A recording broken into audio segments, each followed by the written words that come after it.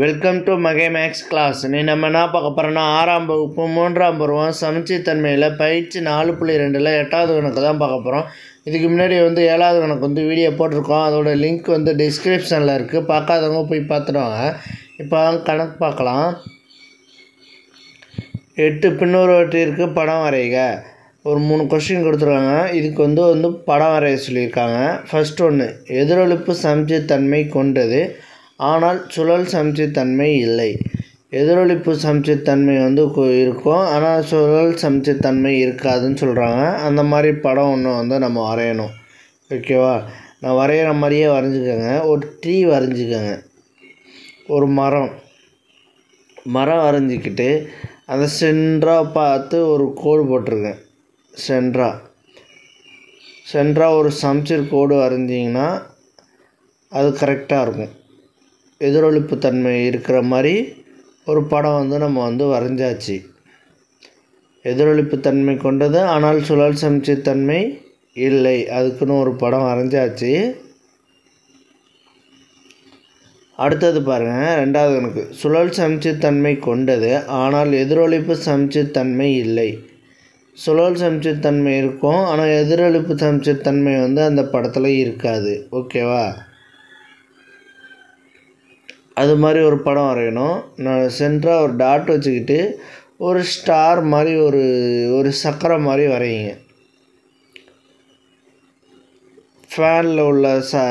ஃபேனில் இருக்கும் பார்த்தீங்களா, அந்த ரெக்கை மாதிரியே வரைங்க.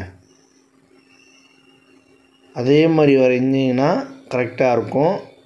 அந்த மாதிரி வரைஞ்சால் இதில் சுழல் சமச்சீர்தன்மை இருக்கும் ஆனால் எதிரொலிப்பு சமச்சீர்தன்மை இருக்காது. ஓகேவா? சுழல் சமச்சீர்தன்மை இருக்கும், எதிரொலிப்பு சமச்சீர்தன்மை கிடையாது.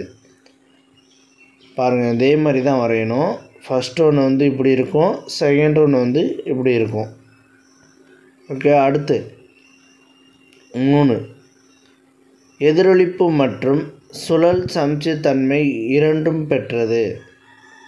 அப்படின்னா எதிரொலிப்பும் இருக்கணும், சுழல் சமச்சீர்தன்மையும் இருக்கணும் அந்த படத்தில். அப்படின்னு எப்படி வரைகிறதுன்னு பார்க்குறோம். நம்ம ப்ளஸ்ஸு சிம்பிள் மாதிரி ஒரு இதை வரைவோம்.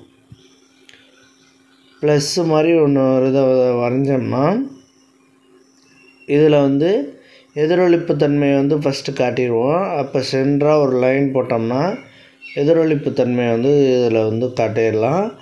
அடுத்து சுழல் சமச்சீர்தன்மைங்கிறப்ப இப்படி எதிரொலிப்பு தன்மையை காட்டலாம், இந்த சைடும் எதிரொலிப்பு காட்டலாம். இதை சுழட்டினோம்னா அதே வடிவத்துக்கு வந்துடும். எப்படி இருந்தாலும் சுழட்டினோம்னாலும் அந்த ப்ளஸ்ஸு தான் இருக்கும். ஃபஸ்ட் ஒன்று, எதிரொலிப்பு தன்மை கொண்டது ஆனால் சுழல் சமச்சீர்தன்மை இல்லை. அது மாதிரி ஒரு படம் வரைஞ்சாச்சு. அடுத்து 2, சுழல் சமச்சீர்தன்மை கொண்டது ஆனால் எதிரொலிப்பு சமச்சீர்தன்மை இல்லை. அதுக்கு ஒரு படம் வரைஞ்சாச்சு. 3, எதிரொலிப்பு மற்றும் சுழல் சமச்சீர்தன்மை கொண்டது, அதுக்கு ஒரு படம் வரைஞ்சாச்சு. வீடியோ பிடிச்சிருந்தா லைக் பண்ணுங்கள், கமெண்ட் பண்ணுங்கள், ஷேர் பண்ணுங்கள், சப்ஸ்கிரைப் பண்ணுங்கள். அந்த பெல்